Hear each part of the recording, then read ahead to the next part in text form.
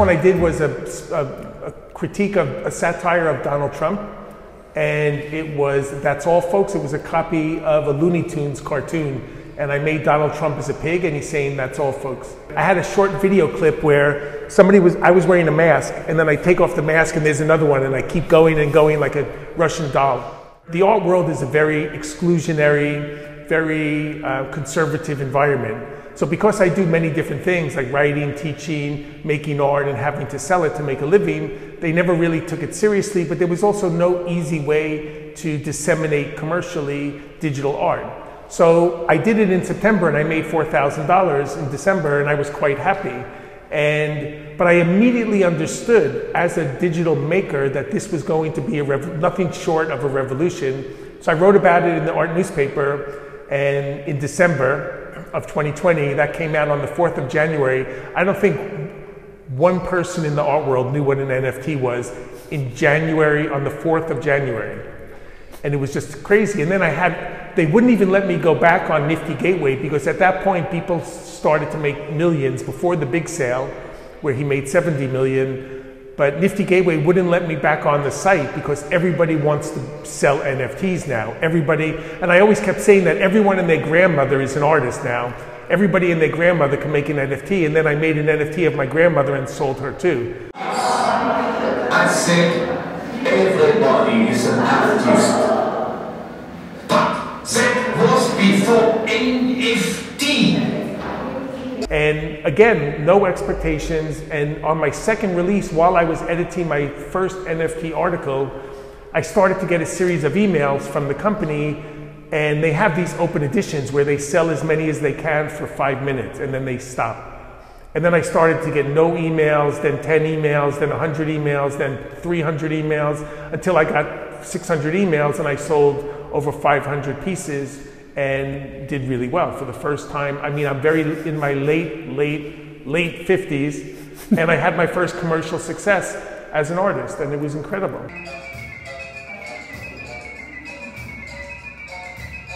I understand all the conversations. Like, in certain respects, the world of NFTs doesn't differ terribly much.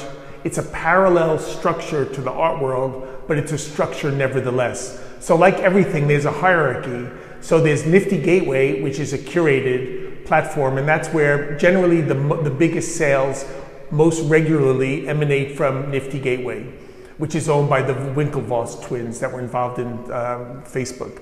So there's also Super Rare, Foundation, Makerspace, Known Origin, but all of these platforms, you have to be accepted to participate. So in a strange way, these curators, we'll call them, that are responsible for access. I think the NFT world is very much a parallel. It's not just the collectors. And the collectors and private museums have an inordinate amount of control. Critics have no teeth.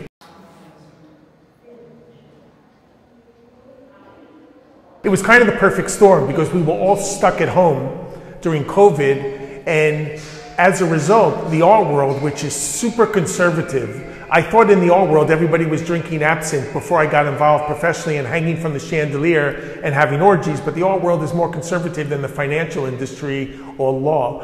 And change, because everyone was stuck at their computer, it's accelerated people's adaptation to technology. I mean, it's probably a jump of 15 years in the way people assimilate their level of being comfortable using new forms of technology. So NFTs happen to sort of explode with the kind of expansion of cryptocurrency, and people were locked down, stuck at their computers. But anyway, so it's really changed the notion of time in the most basic sense, where change it's like dog years. So like 6 months in NFT or technology is like 7 years in real life. It happens so quickly.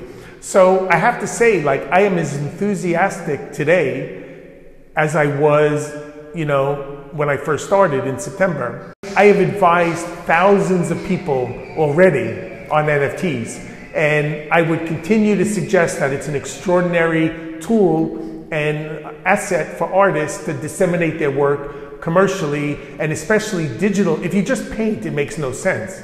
But if you do photography, video, or digitally based media, you have to be doing this because it's not only the future, it's the present, and it's not going anywhere, no matter what anyone says. The funny thing is that there were these different bases of power, whether it's the digital gatekeepers, they're not even curators because they have no academic art background, but either the curators in private museums, it could be anybody. All of these collectors are opening private museums.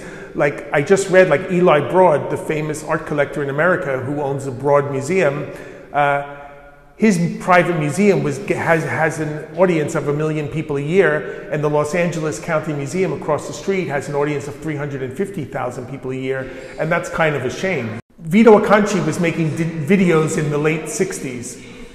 People say like, oh, I mean, photography was rejected from the discourse of contemporary art for 100 years.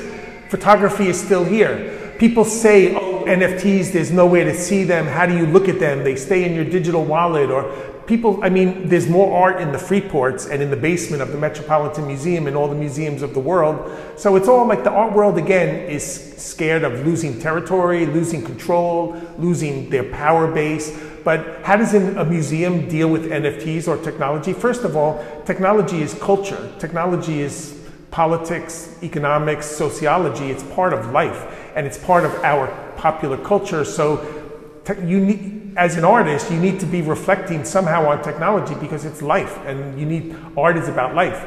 And technology, you employ it, whether it's in the fabrication or the creation or the subject matter. You can't evade it. Art is the last bastion of creativity that hasn't been widely embraced by popular culture because a lot of people feel like, what the fuck is this? I don't understand it. It's an insult.